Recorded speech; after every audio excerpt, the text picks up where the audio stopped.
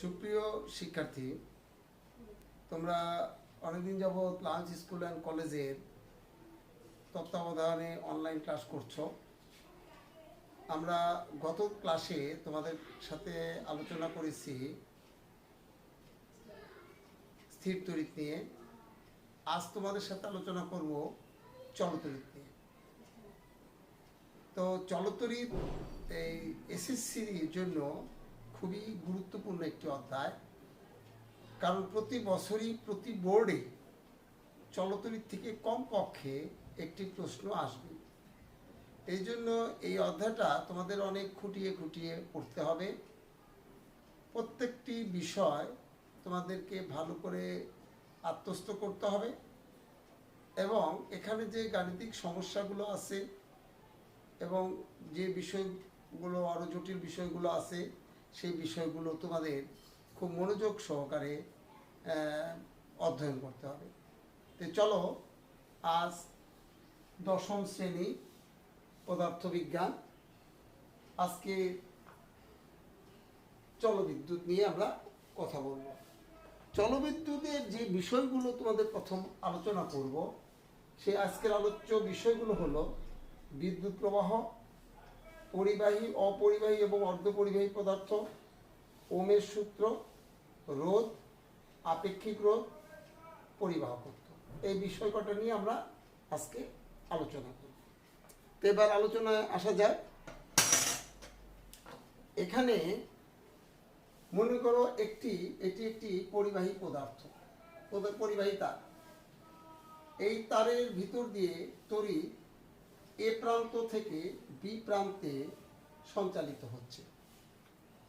তাহলে এই বিদ্যুৎ সঞ্চালনটাই হলো চলবিদ্যুৎ। যখন কোনো পরিবাহীর মধ্য দিয়ে বিদ্যুৎ সঞ্চালিত হয় তখন তাকে চলবিদ্যুৎ বলে। তো এখন এই বিদ্যুৎ প্রবাহ, এই যে বিদ্যুৎ চলে একে বিদ্যুৎ প্রবাহ বলে। এই বিদ্যুৎ প্রবাহকে আমরা আই দ্বারা প্রকাশ করে থাকি এবং এই বিদ্যুৎ প্রবাহের একক হলো অ্যাম্পিয়ার। তাহলে বিদ্যুৎ প্রবাহ কি? কোনো পরিবাহকের মধ্য দিয়ে প্রতি একক সময়ে যে পরিমাণ আধান সঞ্চালিত হয় তাকে বিদ্যুৎ প্রবাহ বলে।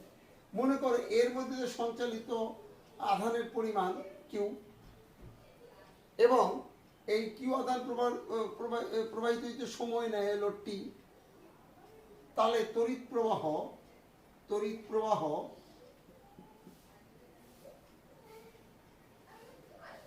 I equal to Q by টি।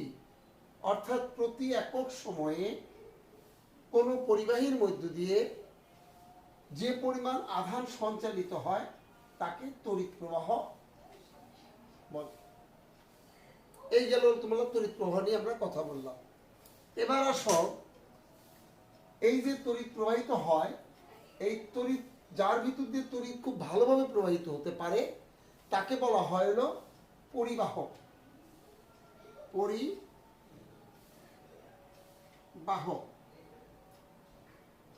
যার মধ্যে দিয়ে তড়িৎ খুব ভালোভাবে প্রবাহিত হইতে পারে তাকে বলা হয় তড়িৎ পরিবাহক।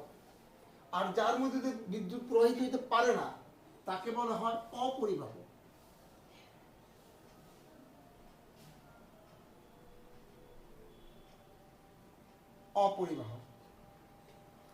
আর এর বাইরে আরেকটা পদার্থ আছে, সেটা হলো যে যার পরিবাহিতা পরিবাহকের চেয়ে কম, অপরিবাহকের চেয়ে বেশি।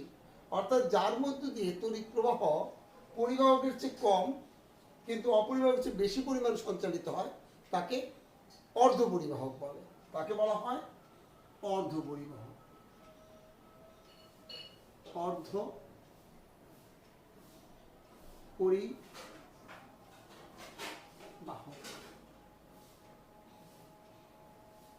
জার্মান, সিলিকন এরা অর্ধপরিবাহক পদার্থ।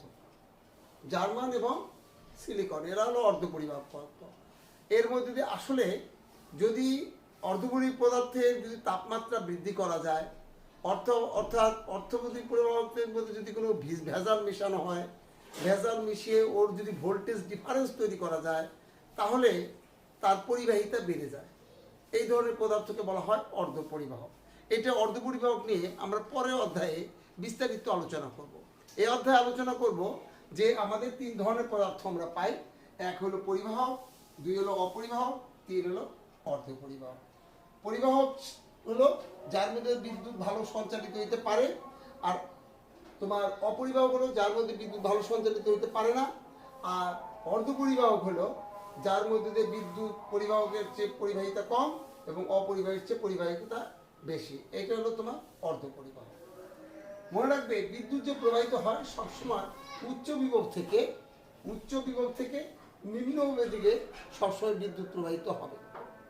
বিদ্যুৎ আর ইলেকট্রন প্রবাহ হবে সবসময় নিম্ন বিভব থেকে উচ্চ বিভবের দিকে। তো আমরা এখানে বিদ্যুৎ প্রবাহ এবং পরিবাহী, অপরিবাহী এবং অর্ধপরিবাহী সম্পর্কে জানলাম।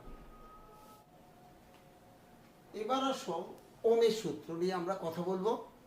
ওমের সূত্র হলো যে এখানে একটি পরিবাহী দেখানো হয়েছে এ বি, এবং এর মধ্যে বিদ্যুৎ প্রবাহ মনে করো আই। এই প্রান্তের বিভব ভিএ এবং এই প্রান্তের বিভব বিবি। তাহলে ধরি V A is greater than V B, অর্থাৎ ভিবির তুলনায় ভিএর বৈদ্যুতিক চাপ বেশি। তাহলে দুই প্রান্তের বিভব পার্থক্য কত? দুই প্রান্তের বিভব পার্থক্যকে যদি আমরা ভি দ্বারা প্রকাশ করি, তাহলে V equal to V A minus V B. ওহমের সূত্র বলছে স্থির তাপমাত্রা যদি স্থির রাখা যায়, তাহলে কোনো পরিবাহীর মধ্যে দিয়ে তড়িৎ প্রবাহ উহার দুই প্রান্তের বিভব পার্থক্যের সমানুপাতিক। কি বললাম বলতো? কোনো পরিবাহীর মধ্য দিয়ে তড়িৎ প্রবাহ স্থির তাপমাত্রা, কোনো পরিবাহীর মধ্যে দিয়ে তড়িৎ প্রবাহ উহার দুই প্রান্তের বিভব পার্থক্যের সমানুপাতিক। তাহলে অর্থ দাঁড়ালো আই ইজ প্রপোর্শনাল টু সমানুপাতিক V. I is proportional two V. I V এর সমানুপাতিক। যদি ভি বাড়ে তাহলে আই বাড়বে, যদি ভি কমে তাহলে আই কমবে। তাহলে এখানে সমানুপাতিক যদি চিহ্নটা আমরা উঠিয়ে দিই, তাহলে আমরা কি পাবো? I is equal to G V. G V, এই জিটা কি? এই জিটা হলো তড়িৎ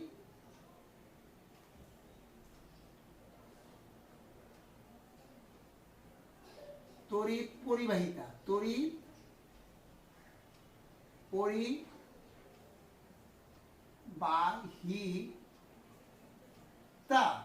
এটা হলো তড়িৎ পরিবাহিতা। এই তড়িৎ পরিবাহিতার বিপরীত রাশি কি? বিপরীত রাশি হলো রোধ। তাহলে আমরা এখানে লিখতে পারি জি ইকুয়াল টু 1/r। আরটা হলো রোধ। রোধ কি? কোনো পরিবাহীর মধ্যে দিয়ে তড়িৎ প্রবাহের সময় যে বাধার সম্মুখীন হয় তাকে রোধ বলে। তাহলে এই জি ইকুয়াল টু 1/r। জি হলো তড়িৎ প্রবাহ, তড়িৎ পরিবাহিতা, আর হলো রোধ। রোধের বিপরীত রাশি হলো তড়িৎ পরিবাহিতা। তাহলে জি ইকুয়াল টু 1/r। এই জি ইকুয়াল টু 1/r যদি আমরা এই সমীকরণের মধ্যে বসিয়ে দিই, তাহলে আমরা কি পাবো? তাহলে আমরা পাবো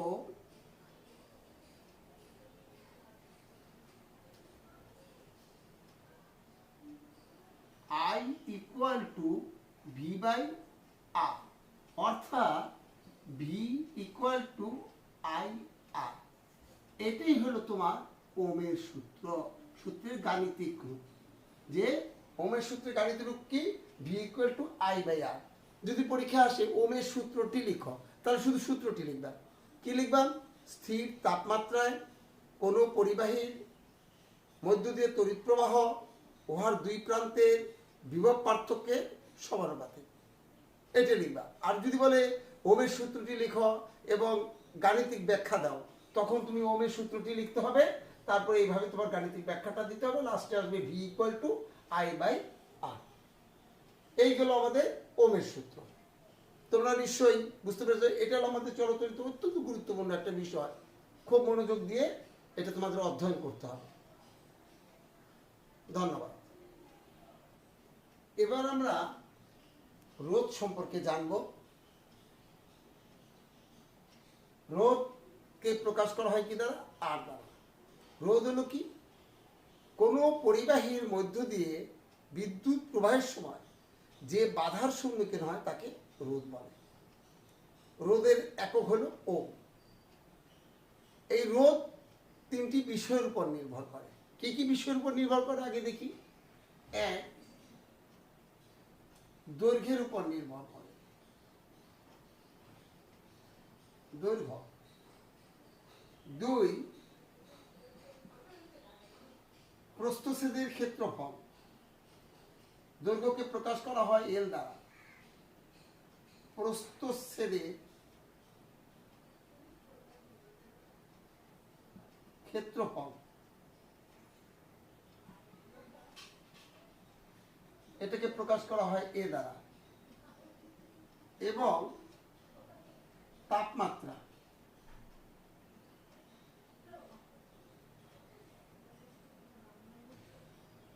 একে প্রকাশ করা হয় টি দ্বারা। এই তিনটি বিষয়ের উপর কোনো পরিবাহী রোধ নির্ভর করে। এক, দৈর্ঘ্য। দুই, প্রস্থচ্ছেদের ক্ষেত্রফল। প্রস্থচ্ছেদের ক্ষেত্রফল কি? এই যে ধরো এটা একটা তার, এই যে তারটার এই জায়গাটার যে ক্ষেত্রফল সেটা হলো প্রস্থচ্ছেদের ক্ষেত্রফল। আর দৈর্ঘ্য মানে এই প্রান্ত থেকে এই প্রান্তের দৈর্ঘ্যটা হলো দৈর্ঘ্য। দৈর্ঘ্য হলো এল। আর প্রস্থচ্ছেদের এই জায়গাটার ক্ষেত্রফল। হ্যাঁ, তার যদি গোল হয় তাহলে এই গোলাকার যে বৃত্তাকার যে জায়গাটা, এই জায়গাটার ক্ষেত্রফল হলো প্রস্থচ্ছেদের ক্ষেত্রফল। একে এ দ্বারা প্রকাশ করা হয়, এরিয়া।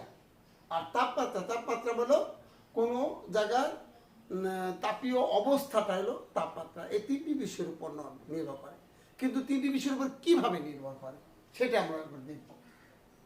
আমরা যদি রোধকে আর দ্বারা প্রকাশ করি তাহলে আর ইজ প্রপোর্শনাল টু এল। এক। দুই, আর ইজ প্রপোর্শনাল টু 1/a, অর্থাৎ আর দৈর্ঘ্যের সমানুপাতে। দৈর্ঘ্য যদি বাড়ানো যায় তাহলে আটটা বাড়বে, দৈর্ঘ্য যদি কমে যায় তাহলে আটটা কমবে। আর প্রস্থচ্ছেদের ব্যস্ত অনুপাতে, যদি প্রস্থচ্ছেদ বাড়ে তাহলে রোধ কমবে, আর প্রস্থচ্ছেদ কমলে রোধ বাড়বে। এটা বিপরীত অনুপাতে। আর কি? আর তাপমাত্রার সাথে উপর নির্ভরশীল। তাপমাত্রা বাড়লে আর বাড়ে, তবে সমান হারেও বাড়ে না, সমানুপাতিক হারেও বাড়ে না। বাড়লে বাড়ে, হ্যাঁ, কিন্তু এইটা কোনো নির্দিষ্ট সমীকরণ দ্বারা প্রকাশ করা যায় না। মানে সে র্যান্ডমলি বাড়ে, সে বাড়ার মতো করে বাড়ে। সমান হারেও বাড়ে না, সমানুপাতিক হারেও বাড়ে না, শুধু বাড়ে। কখনো বেশি বাড়ে, কখনো কম বাড়ে। বাড়ার মানটা ভিন্ন ভিন্ন। সেটা আমরা আরো উচ্চতর শ্রেণীতে বিষয়গুলো আরো পরিষ্কারভাবে জানবো।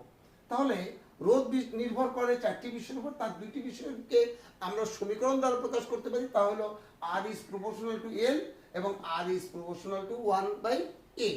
এখন এই সমীকরণ দুটোকে যদি আমরা একত্র করি তাহলে আমরা কি পাই? দেখো তো, R is proportional to l/a। R l/a সমানুপাতিক, এবং সমানুপাতিক যদি উঠিয়ে দেই তাহলে আমাদের এখানে সুতরাং আর ইজ ইকুয়াল টু একটা সমানুপাতিক ধ্রুবক রো l/a। একে রো বলে, এটা রো। এইটাকে বলে আপেক্ষিক রোধ। এটাই হলো আপেক্ষিক রোধ, আপেক্ষিক রোধ বা রোধকত্ব বা রোধকত্ব। তাহলে এখানে একটু খেয়াল করো যে গণিতের ভাষায়, গাণিতিক ভাষায় আর ইজ প্রপোর্শনাল টু l/a, তার সমানুপাতিক চিহ্ন উঠে গেলে একটা সমান চিহ্ন। এইটা, এই রোটা হলো সমানুপাতিক ধ্রুবক। এটা হলো গাণিতিক ভাষা, সমানুপাতিক ধ্রুবক। এই সমানুপাতিক ধ্রুবককে কি বলে? আপেক্ষিক রোধ। এই আপেক্ষিক রোধ হলো কোনো উপাদানের একটি নিজস্ব বৈশিষ্ট্য। আপেক্ষিক রোধ যে কি বৈশিষ্ট্য? যে এই এখান থেকে যদি আমরা একটা সমীকরণ দ্বারা করানোর চেষ্টা করি তাহলে আমরা কি পাবো? দেখব যে রো, আপেক্ষিক রোধ রো ইকুয়াল টু RA/L। এই বৈশিষ্ট্য এটা আমরা পেয়ে যাব। এইটা কি? এটা হলো যে রো আপেক্ষিক কোনো উপাদানের আপেক্ষিক রোধ তার দৈর্ঘ্যের উপর নির্ভরশীল এবং প্রস্থচ্ছেদের ক্ষেত্রফলের উপর নির্ভরশীল এবং রোধের উপর নির্ভরশীল। তাহলে আপেক্ষিক রোধ কি? আপেক্ষিক রোধের সংজ্ঞাটা তাহলে দাঁড়ালো একক দৈর্ঘ্যের এবং একক প্রস্থচ্ছেদের ক্ষেত্রফল বিশিষ্ট কোনো পরিবাহীর রোধকে আপেক্ষিক রোধ বলে। আপেক্ষিক রোধ কাকে বলে? একক দৈর্ঘ্যে এবং একক প্রস্থচ্ছেদের ক্ষেত্রফল বিশিষ্ট কোনো পরিবাহীর রোধকে তার উপাদানের আপেক্ষিক রোধ। তামার আপেক্ষিক রোধ, আপেক্ষিক রোধ অফ কপার, তামার আপেক্ষিক রোধ 1.68 into 10 to the power -8 ohm metre. এটা হলো তামার আপেক্ষিক রোধ। এখন এই তামার আপেক্ষিক রোধ এত বলিতে কি বোঝায়, এরকম একটা প্রশ্ন তোমাদের খুবই ইম্পর্টেন্ট, জানা দরকার খুবই, যে যদি বলে তামার আপেক্ষিক রোধ এত বলিতে কি বোঝায়, অথবা যদি বলে নাইক্রোমের আপেক্ষিক রোধ, নাইক্রোম, রো অফ নাইক্রোম, নাইক্রোমের আপেক্ষিক রোধ 100 into 10 to the power -8 ohm metre বলিতে কি বোঝায়।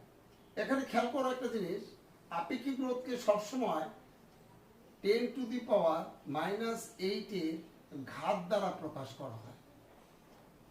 এখানে দেখো 1.68 ইন্টু 10 টু দি পাওয়ার -8, আর এখানে 100 ইন্টু 10 টু দি পাওয়ার -8, এই জন্য 10 টু দি -8 রয়ে গেছে। আপেক্ষিক রোধ হলো যে একক, ধরো নাইক্রোমের আপেক্ষিক রোধ এত বলিতে কি বোঝায়, তাহলে আমরা বলবো নাইক্রোমের আপেক্ষিক রোধ 100 into 10 to the power -8 ohm metre বলতে বোঝায় 1 মিটার দৈর্ঘ্যে কোনো নাইক্রোম পরিবাহী প্রস্থচ্ছেদের ক্ষেত্রফল যদি 1 মিটার স্কোয়ার হয়, তাহলে তার মধ্যে দিয়ে তড়িৎ প্রবাহে 100 ইন্টু 10 টু দি পাওয়ার -8 ওম রোধের সম্মুখীন হবে।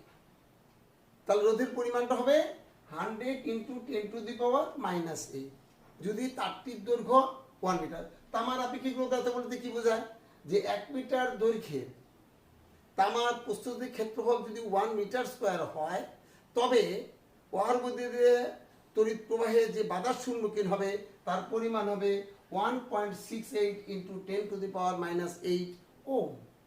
তাহলে এটি হলো তোমার আপেক্ষিক রোধ। তাহলে আমরা এবার আপেক্ষিক রোধ সম্পর্কে জানলাম, এবার আমরা জানবো পরিবাহকত্ব সম্পর্কে।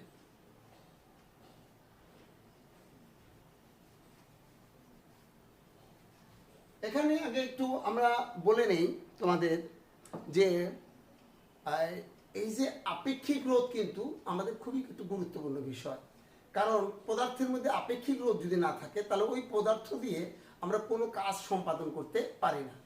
যেমন আগে যে বাল্বগুলো তোমরা দেখেছো, যে বাল্বের মধ্যে একটা কি থাকে, ফিলামেন্ট থাকে, পেঁচানো পেঁচানো তারের মতো, হ্যাঁ, ওটা সাধারণত মলিবডেনামের তৈরি হয়। হ্যাঁ, এই মলিবডেনামের তৈরি হয়, এই মলিবডেনামের রোধ আছে, আপেক্ষিক রোধ আছে বলেই এ কি করে, তাপ গ্রহণ করে, মানে বিদ্যুৎ ভোল্টেজ প্রদান করলে তা উত্তপ্ত হয়ে ওঠে, উত্তপ্ত হয়ে আলো বিকিরণ করে। এই জন্য আমরা বাল্ব থেকে কি পাই, আলো পাই। আবার উল্টো দিকে হিটার, অনেক হিটার তোমরা জানো, কেটলির মধ্যে হিটার আছে, তোমার মাইক্রো ওভেনে হিটার আছে, তোমার তারপরে হলো এমনি স্বাভাবিক একটা রান্না করার জন্য আমাদের হিটার আছে, হিটারের চুল্লি, তো এগুলোতে হিট হয়, বিদ্যুৎ প্রবাহ যখন বিদ্যুৎ লাইন দেই তখন বিদ্যুৎ শক্তি তাপ শক্তিতে রূপান্তরিত হয় এবং কিছু পরিমাণ আলোক শক্তিতে রূপান্তরিত হয়। এবং ওই নাইক্রোম, ওই হিটারগুলো যে পদার্থের তৈরি, সে পদার্থটা হলো নাইক্রোমের তৈরি, কারণ নাইক্রোমের আপেক্ষিক রোধ অনেক, এই জন্য এর শেষ কি করে, সহজেই বিদ্যুৎ শক্তিকে তাপ শক্তিতে রূপান্তরিত করতে পারে এবং সেই সাথে সামান্য আলোক শক্তিও উৎপন্ন করতে পারে। এবার আমরা জানবো সর্বশেষ বিষয় আজকের পরিবাহকত্ব। শোনো, পরিবাহকত্ব কি? পরিবাহকত্ব শব্দটা বলতে বোঝা যাচ্ছে পরিবাহিতা, রোধের বিপরীত হলো পরিবাহিতা, আর রোধকত্বের বিপরীত রাশি হলো পরিবাহকত্ব। রোধকত্ব মানে আপেক্ষিক রোধ, তার বিপরীত রাশি হলো পরিবাহকত্ব। রোধকত্বকে আমরা কি দ্বারা প্রকাশ করেছি বাবা? আমরা প্রকাশ করেছি ওম দ্বারা। আর পরিবাহকত্বকে আমরা প্রকাশ করব সিগমা দ্বারা।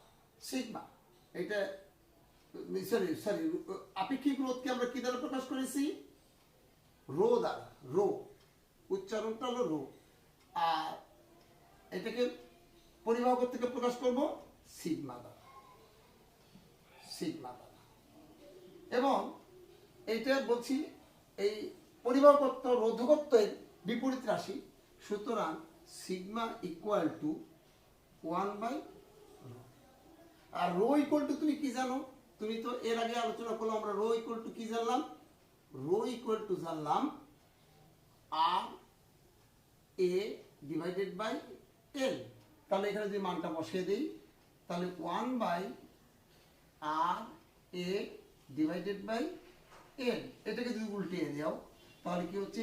এল আর এ। তাহলে এটা হলো রোধকত্বে পরিবাহকত্বে রাশিমালা। Rho equal to L by R A. রোধকত্বের একক কি বলেছি? রোধকত্বের একক বলেছি আমরা ও মিটার। তাহলে সিগমার একক কি বলবো? সিগমার একক হবে পার ওম পার মিটার।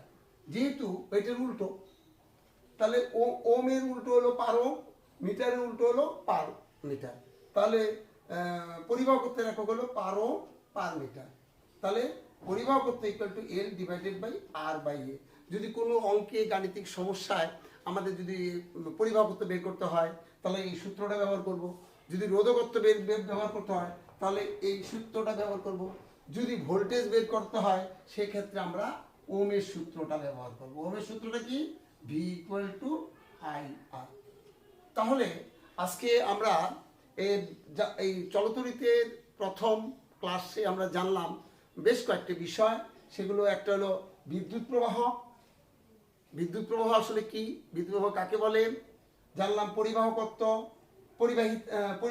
পরিবাহী পদার্থ, অপরিবাহী পদার্থ এবং অন্তরক পদার্থ বা অপরিবাহক অর্ধপরিবাহক পদার্থ, ওমের সূত্র জানলাম, রোধ জানলাম, আপেক্ষিক রোধ এবং পরিবাহকত্ব।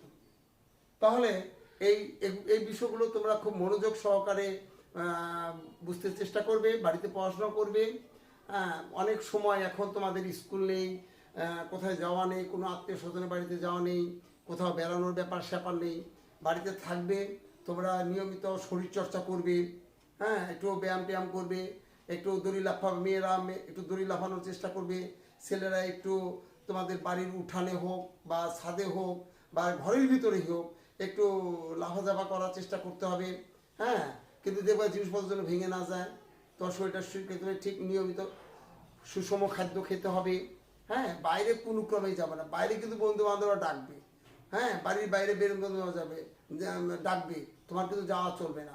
বন্ধু তো অবশ্যই আপন, কিন্তু রোগ কিন্তু কখনোই আপন নয়। বন্ধু আপন, আত্মীয় স্বজন আপন, সবাই আপন, কিন্তু রোগ কিন্তু আপন নয়। কিন্তু কার ভিতরে রোগ আছে তুমি জানো না, আমিও জানি না। এই জন্য যত পারো কম মিশবে।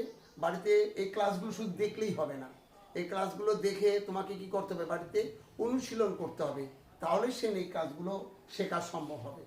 আমরা আজকে কোনো বাড়ির কাজ দিচ্ছি না। আমার আজকের মূল বাড়ির কাজ হলো তোমরা বইটা ভালো করে পড়ো।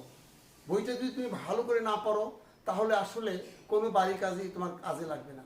তোমার এই জন্য বইটা ভালো করে পড়ো, অধ্যায়টা পুনঃবার পড়ো, তাহলে দেখবে তুমি নিজেই বুঝতে পারবে কি কি প্রশ্ন এখানে হতে পারে। ধন্যবাদ সবাইকে। সবাই সুস্থ থাকো, ভালো থাকো।